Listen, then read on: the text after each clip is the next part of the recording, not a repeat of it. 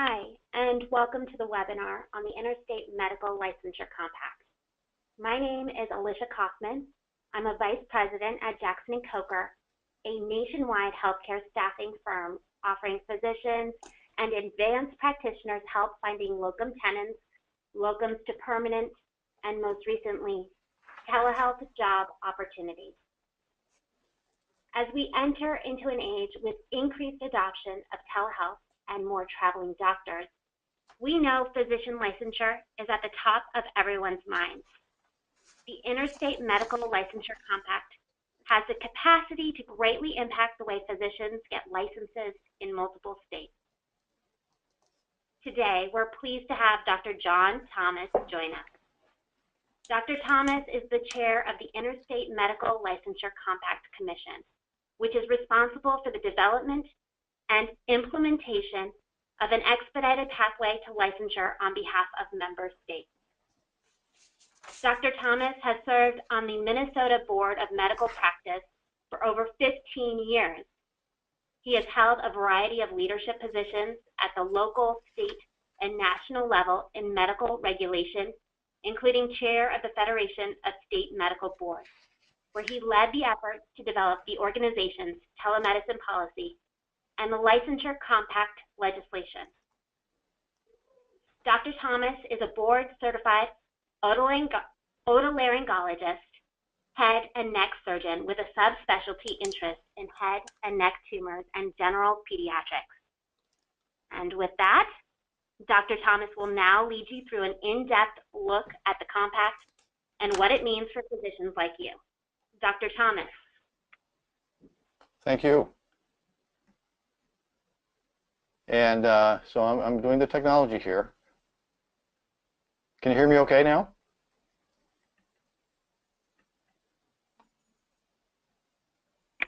Yes, we can hear you. Okay. So, and can you see the screen just fine?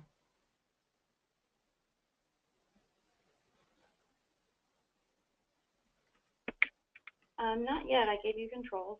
So There we go. Is that better?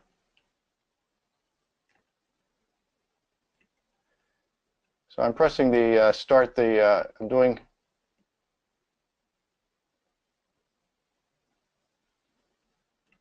there we go. It just, now can you see it?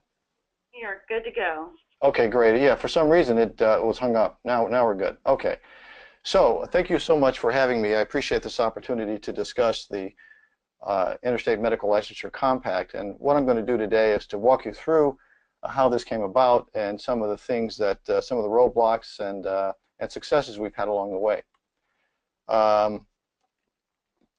So I always start the talks with the 10th Amendment. The 10th Amendment basically is, you know, the 10 amendments to the Constitution, the Bill of Rights, and it's sort of that hedge against federal powers overcoming state powers. And so the 10th Amendment talks about, it's very simple, it's just the powers not delegated to the U.S. by the Constitution, nor prohibited by it to the states or reserved to the states respectively or to the people. This is basically a simple way of saying that those powers that are not explicitly given to the federal government belongs to the states. And so this basically says that the states are responsible for protecting the health, welfare, and safety of its citizens. And it's through the 10th Amendment that states protect its citizens, and the states do that through a variety of boards, the boards of medical practice, boards of dentistry, boards of nursing, and all other types of boards protect the citizens of the states. And the way physicians are impacted by this is that we all recognize this triad here. A physician applies to the state for the privilege of practicing. Practicing medicine is not a right, it's a privilege that the state grants to the physician in order to take care of patients. Physician applies to the state, gets a license, which allows the physician then to take care of the patient. If the physician practices below the standard, or if the patient is harmed in any way, a complaint is generated, and that complaint is to the state, and the state medical boards then investigates the complaint and adjudicates the complaint and determines if the physician should or should not be disciplined in any way, shape, or form. So this is the typical structure that all states use. This structure has worked quite well for 100 years because for the most part, physicians, when they find a practice that they enjoy, they stay put, and they generally don't move from state to state. Traditionally, patients lived and worked in their own communities and interacted with the physician in their community, and so this was a quite satisfactory way of dealing with this issue. As we now know, as was mentioned earlier, telemedicine and the mobility of patients and the mobility of physicians means that physicians now are obtaining multiple licenses. Currently, and this number is increasing, about 3% of physicians today require 3 or more licenses. So while it's a small number today, we certainly expect this number to grow. With telemedicine, communications technology, mobility of patients, we expect that physicians are going to need multiple licenses to practice in multiple jurisdictions. And so this slide makes the point that it's a very complex process in the sense that, you know, if you're dealing with 50 states, 50 different medical practices act, although the practice of medicine and the standards of practice of medicine are pretty standardized nationally, still each state often has their own requirements. So what we were trying to do with the medical compact, the Interstate Medical Licensure Compact, is to simplify this process. Now, this is step one, right? This is basically addressing the issue of licensing. Okay, we're not talking about at this point any sort of uniform laws of practice or uniform ways of states to work with physicians in their Medical Practices Act. This Interstate Medical Licensure Compact deals with the act of licensing. So in January of 2013, the Federation of State Medical Boards convened a meeting because we were getting a lot of legitimate complaints about licensing and how quickly licensing happened and how it was often cumbersome for physicians to get multiple licenses. We certainly heard this from our radiology community because radiologists were all getting licenses in every state. Locum tenens groups also discussed with us some of the difficulties around licensing. And again, we had the telemedicine, folks in the telemedicine industry were telling us, you know, this is going to be an issue if we don't solve this issue. There were threats and discussions of national licensure, and we're often asked, what's wrong with national licensure? Well, there's nothing wrong with it. It's just that we have a scheme in place that has worked well, and it needs to be updated. The other issue with national licensure is that now you're looking at another federal bureaucracy. Given today the way a lot of legislators feel about the federal government, we didn't feel that a federal scheme would necessarily be more efficient or run any more smoother than anything else that the federal government does, and we felt very strongly that this issue belongs to the states. So in 2013 we talked about a compact, and then April of that same year the House of Delegates of the Federation of State Medical Boards passed a resolution that called for the development of an interstate compact to expedite medical licensure. I happened to become chair April 2013, so I had the opportunity to appoint an Interstate Medical Licensure Compact Task Force, and that task force basically developed some of the guiding principles around which the compact would have to work in order to satisfy and in order to encourage the states to join. So in April 2014, we took our guiding principles and eligibility requirements, we handed those off to the compact drafting team, and the compact drafting team were lawyers which drafted the legislation, and then they completed their process in September of 2014. Now, this was not something that was hatched out in a closed room. This was very much an iterative process. Every draft was sent out to stakeholders, including state medical boards, including others in the House of Medicine, and all along the way we took feedback from these groups, incorporated them into the compact draft legislation. So when we finally, after multiple iterations, we came up with the final copy in September 2014. Now, that legislation was just a statute.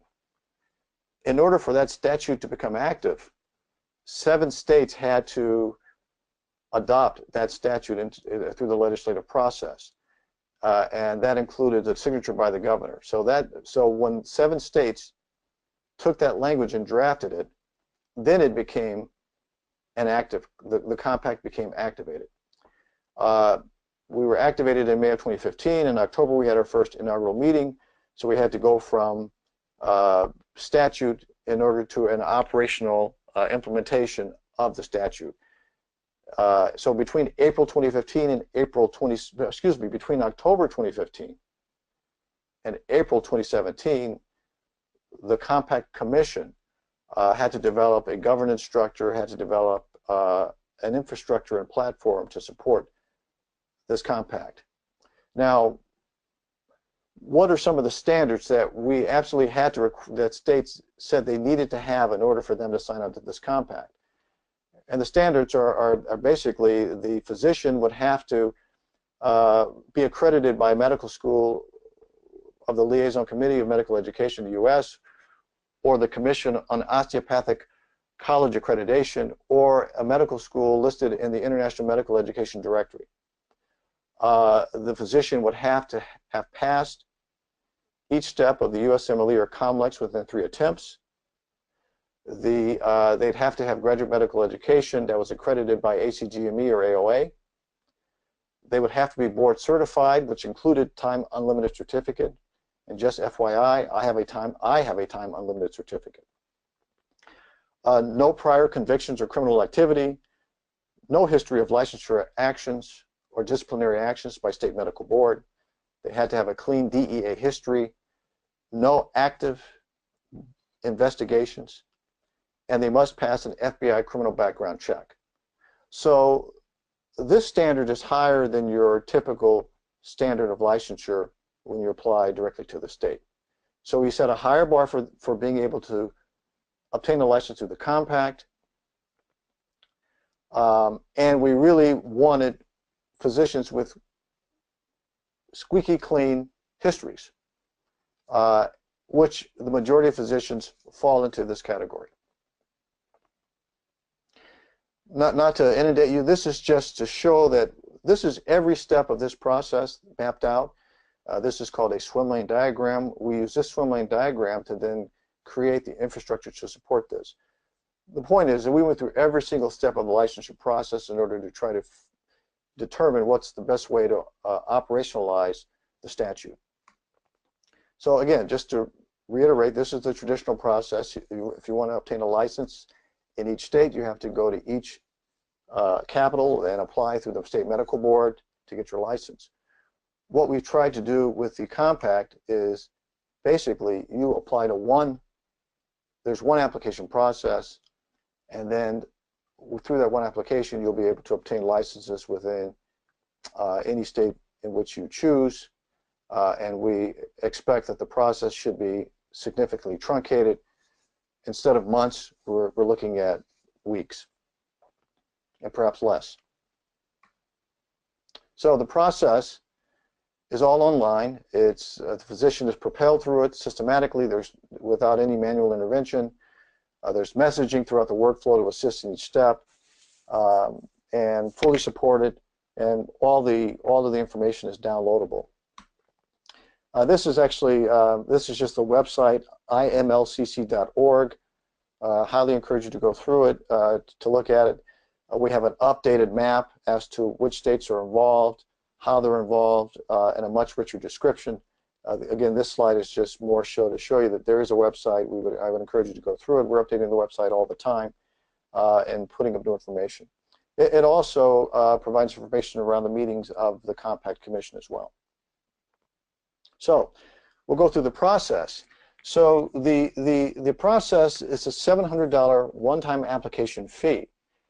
Now the application fee, $400 of the application fee goes to the Compact Commission to support the work of the Commission and to support the infrastructure.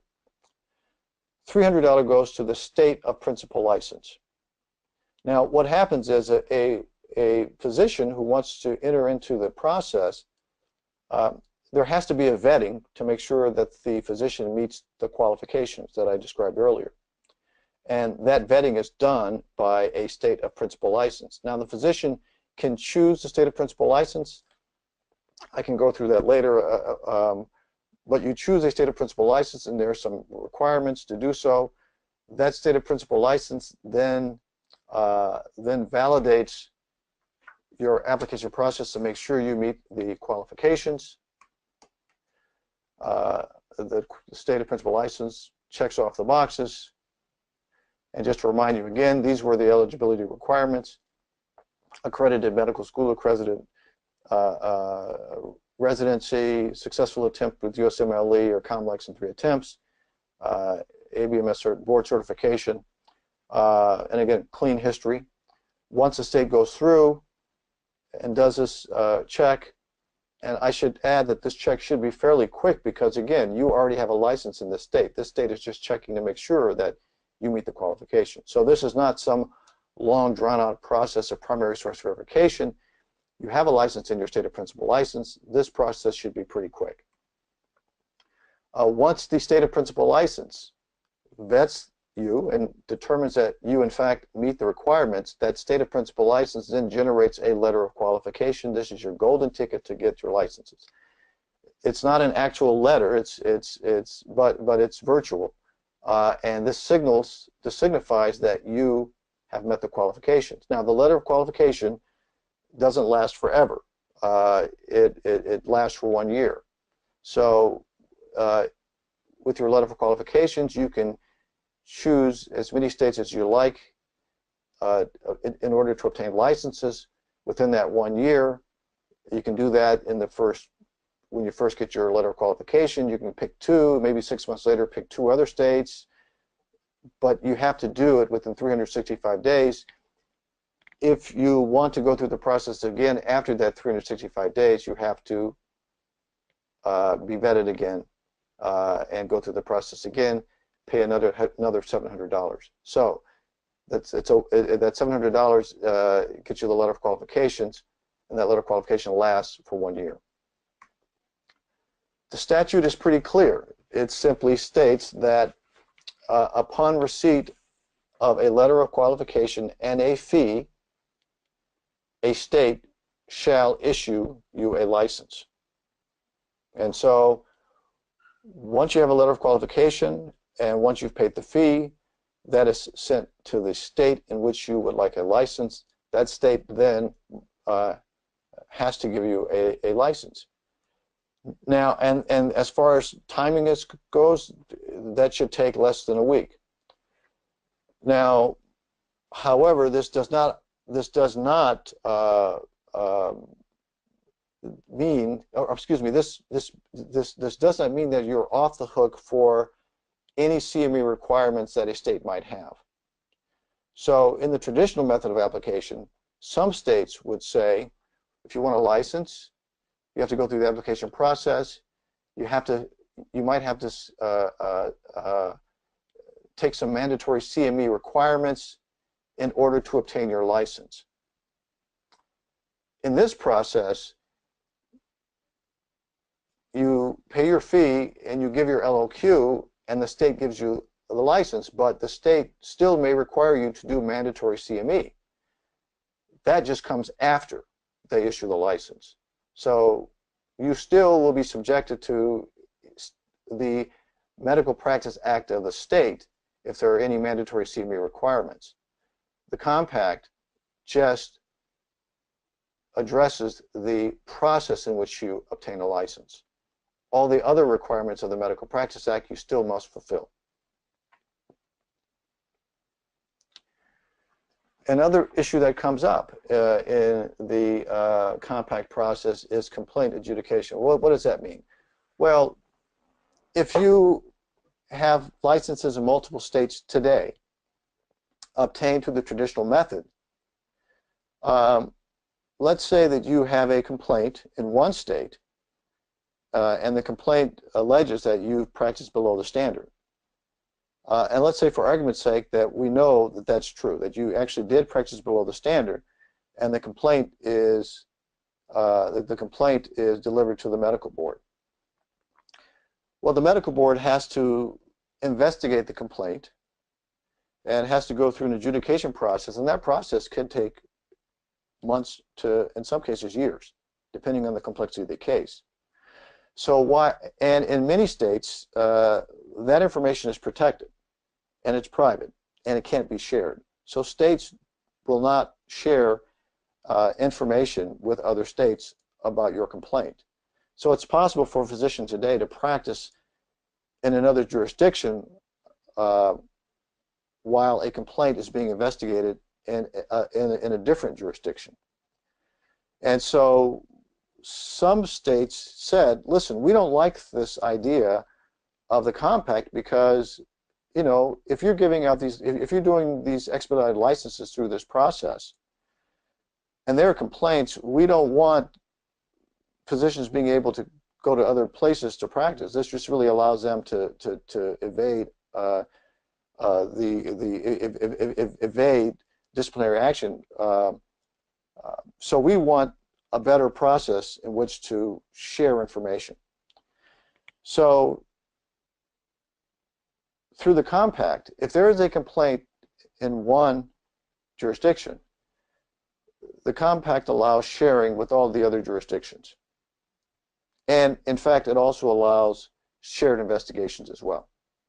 And this is critical. And this actually provides a higher level of patient protection than the traditional process.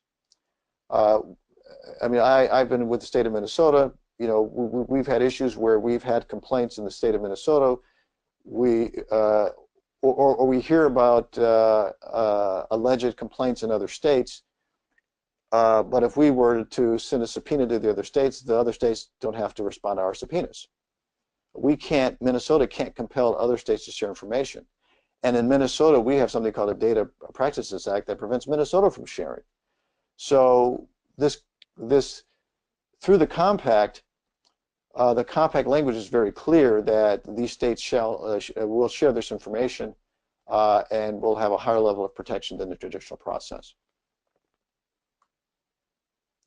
So as with any new endeavor, we've had our challenges. On paper, the compact, it sounds like a great idea. One of the key pieces of the compact is in fact requirement for FBI criminal background check. Well, we felt the language in the compact was sufficient to allow us to do this without an issue. And in fact, with compacts, compact statute overrides state statutes. So we felt that we had enough, it was done properly in the compact that it would allow the states to query the FBI. Well, it turns out that the FBI challenged the authority of the states through the compact to perform these criminal background checks. They felt that the compact was, one, a private nonprofit, which it isn't. The compact is actually an agent of the states. It's actually a state agency. And so the FBI challenged that. The FBI challenged the ability of states to do the criminal background checks, therefore preventing some states from becoming a state of principal license. And in fact, Minnesota, Nevada, Arizona, Montana all received letters from the FBI saying that we could not do the criminal background checks. And other concerns raised with the FBI were concerned that the commission would disseminate the criminal history record information, which we aren't. They objected to the compact of building a database containing their criminal history record information, which we aren't building a database. Again, they refer to the compact as a private nonprofit, which we aren't.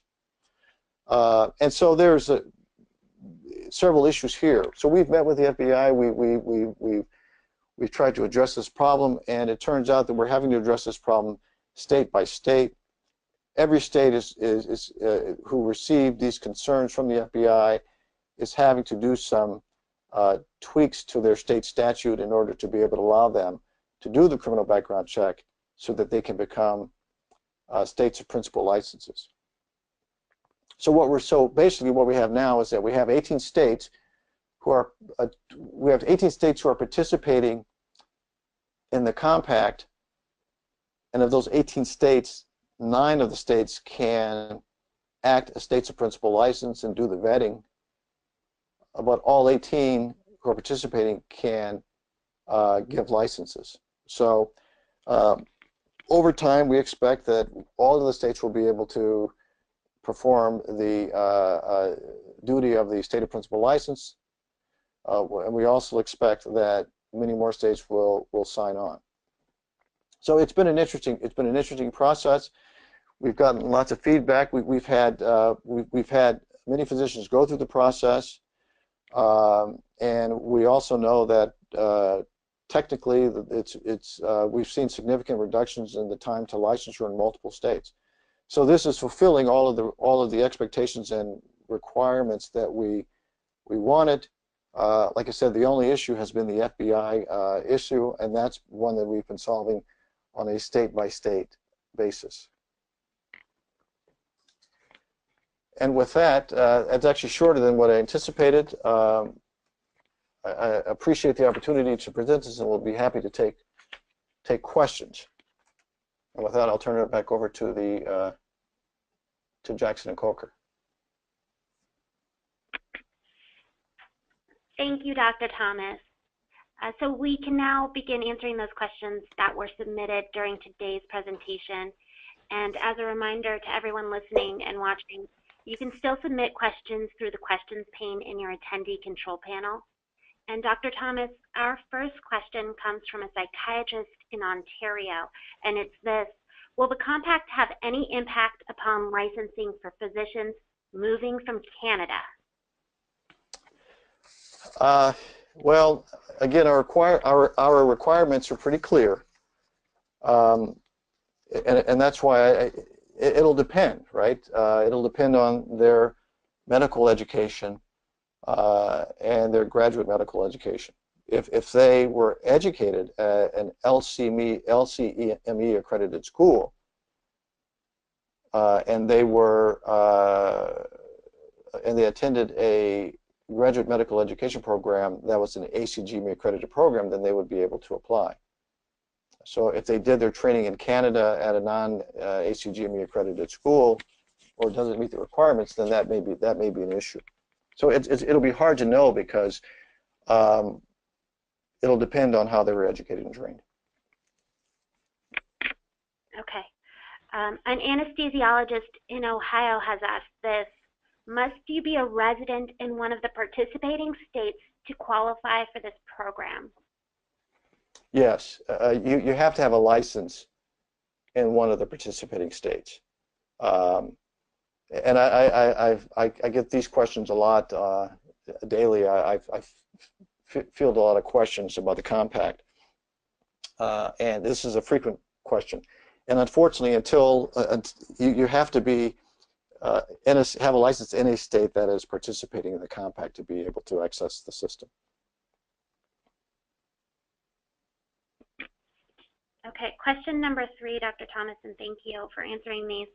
If you already have been licensed in a participating state in the past, how would you go about getting a new license in a compact state? That question from an internal medicine physician who's in Maryland. So this was repeat. So this says license in a participating state in the past? Yeah, they have had a license in a participating state in the past, and they want to see about getting a new license in a compact state. I see. So I would say, if you had a license in the past, they would have to get another license again in order to participate in the process.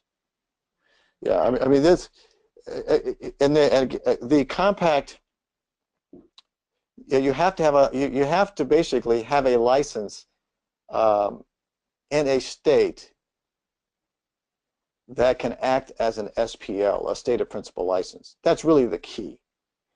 You have to, because the way it works is that a state has to determine if you meet the eligibility requirements.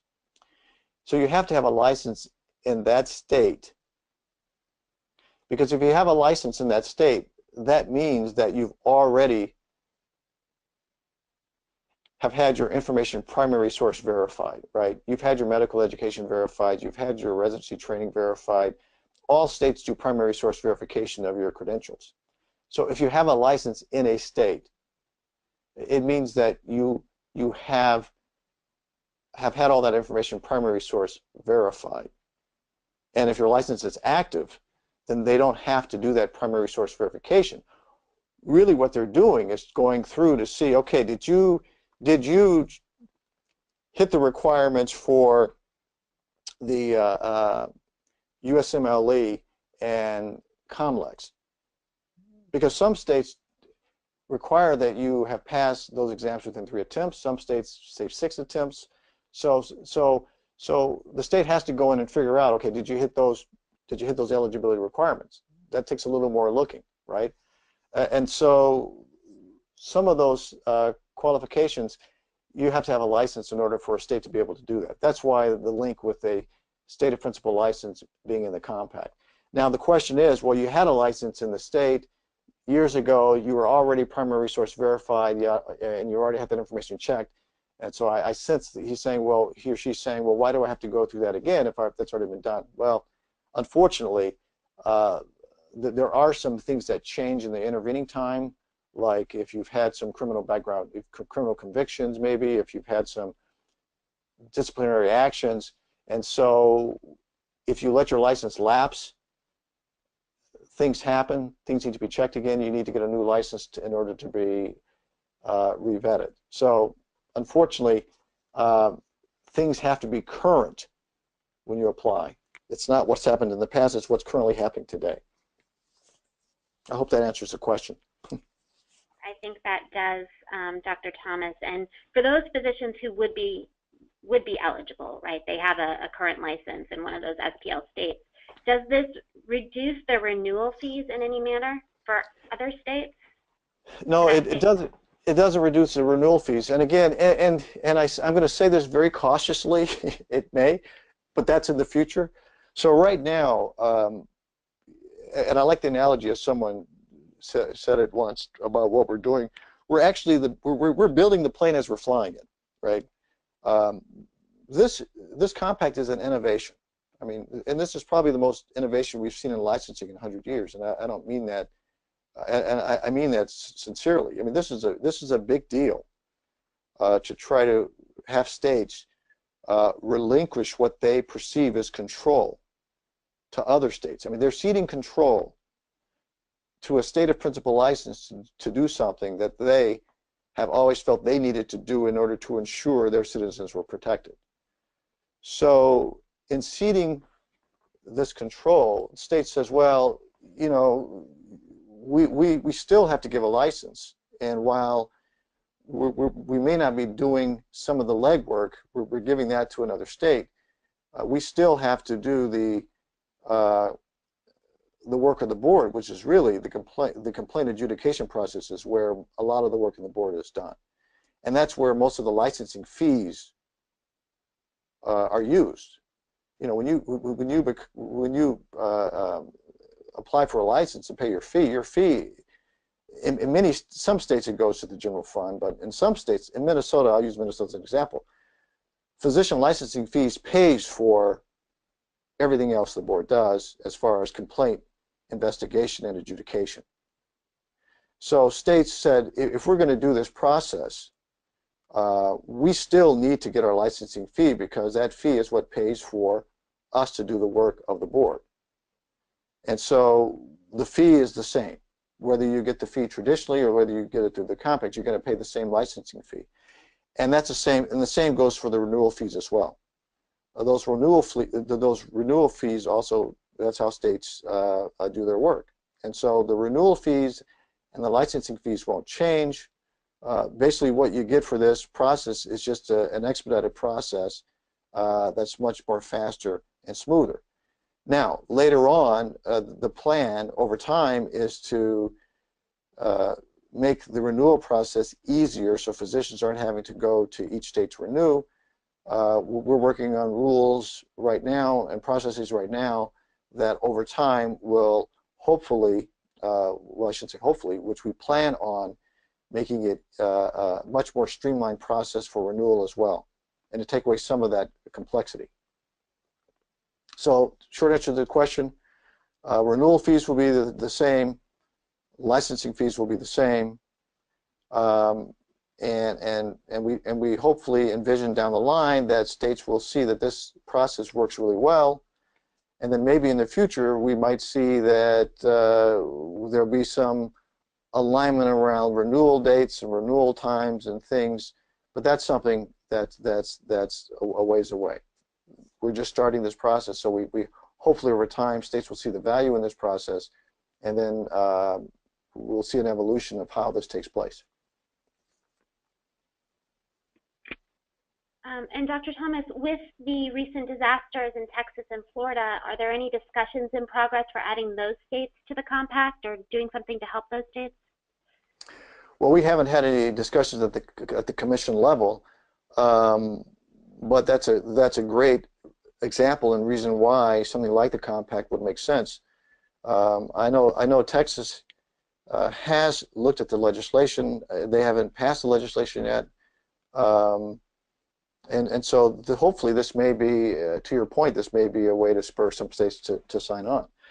I got a question yesterday, I had a meeting with someone yesterday who they were asking what can the commission do to, what can the commission do to push the process? And we have to remind people that the commission, we are dealing with the process and trying to implement this and make this operational. That's where the commission's work begins and ends.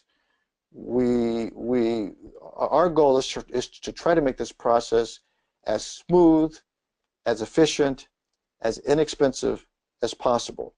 The ideal is that this process will only charge enough to pay for itself. And ideally, if we find that $700 is more than we need, the ideal would be that the price would go down. This is not a way to generate revenue for the states. This is not a way to try to raise money. We're really trying to make life easier for physicians in order to get the work done and make the quality of care better for patients. And so the goal is to make this process as streamlined as it needs to be. Having said that, the folks who drive the legislative process are stakeholders in the communities. So again, I'll speak for Minnesota because I live in Minnesota. I'm on the Minnesota Medical Board. State medical boards generally don't drive this process. The drivers of this process in Minnesota was the State Medical Association. Multiple stakeholder groups in our state, like Mayo Clinic and large managed care organizations, drove this process. So stakeholders in the community, managed care organizations, the American Hospital Association, we had a number of large stakeholders who carried the water to make this legislation happen. And then the legislators came to the Board of Medical Practice and says, what do you think? And of course, we then say, we think this is good legislation. We think it should happen. And so that's typically how the process happens. And so the commission is more than happy to testify. I'm heading to Michigan in a week or two to testify before one of their hearings about the Compact Commission. We're happy to testify, but as far as the advocacy portion goes, that's done by the Federation of State Medical Boards and stakeholders throughout the country. One other question here, Dr. Thomas, and here's the question: is there any interconnectivity with the FCVS, Credentials and Verification Services? Yeah. Yeah, that's question come up. Zero. There's no connection. You know, the FCVS is used to get multiple licenses in the traditional process, right? I mean, you're basically filling out one application, but that application is being sent, and you still have to go to each state to submit the application. Through the compact, you're already licensed. So there is no need to do that type of process. Now there is an application online that you fill out, but that application is for to make sure you are in fact the person who you say you are. It's also to make sure that you understand that whether or not you meet the eligibility requirements. And then once that application online is filled out, that application is then sent to your state of principal license, but it's really just a matching of that information on the application to your demographic information in the database of that state, right? And then again, they go through to make sure that you meet the requirements. So the application online for the compact is not it's not like the application for the traditional state medical board process or for FCVS. One more question here, Dr. Thomas, and then I think we can wrap this up, and any other questions we get, we can do our best to get those answered for the folks on the line. But that question is, I graduated from Johns Hopkins in 1983, took the FLEX for licensure, as did most Hopkins grads in those years. Can I apply for the compact given the USMLE and complex requirements? You can, because the statute, I think it said, I'm just trying to, give me a sec here. I'm going to just look at, because you can,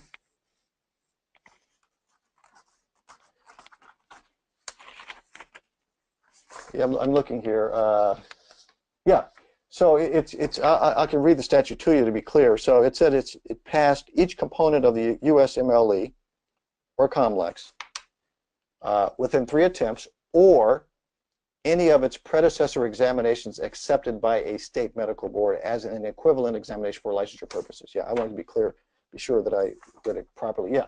So yeah, that is a predecessor exam. So the states would have to do a little work in going back to figure out if you meet the requirement. But again, that's the work of the state of principal license. That's why you have to have a state of principal license in order to go back and make sure you hit those eligibility requirements. So that's a great question. But yeah, if it's a predecessor examination, you certainly qualify. The other thing I wanted to, if we have time, do you have time for another minute or two? Yeah, we please, we do, yes. Yeah. So the state of principal license, I just kind of wanted to get through the highlights of the talk without burdening you with too much detail. But so the state of principal license, physicians say, well, how do you designate a state of principal license? Well, typically, it's going to be the state of primary residence for most physicians. Most physicians live in a state, they have a license in the state that they live in, that's where they practice.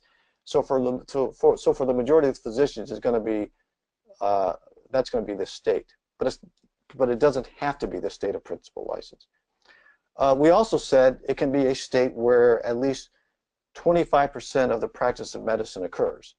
So if you're living in, I mean, I live in Minnesota. If I lived in Minnesota but practiced in Wisconsin, and most of my practice was in Wisconsin, I'd be able to designate Wisconsin as my state because I'm a border physician. I have licenses in Minnesota, Wisconsin, because I practice in Wisconsin, which is about 30 miles away from where I live.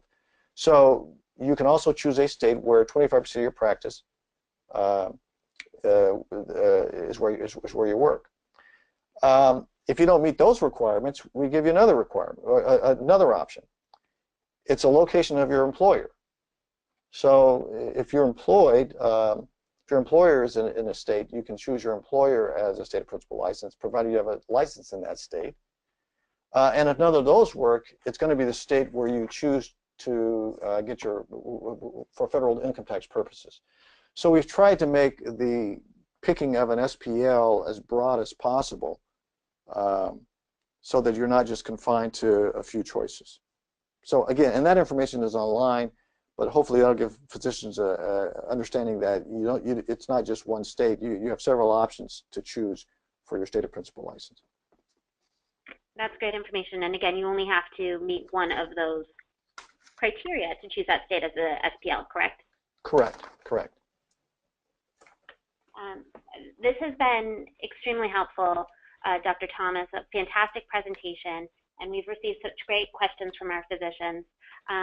Big thank you to you, Dr. Thomas, and the rest of the Interstate Medical Licensure Compact Commission for partnering with us today.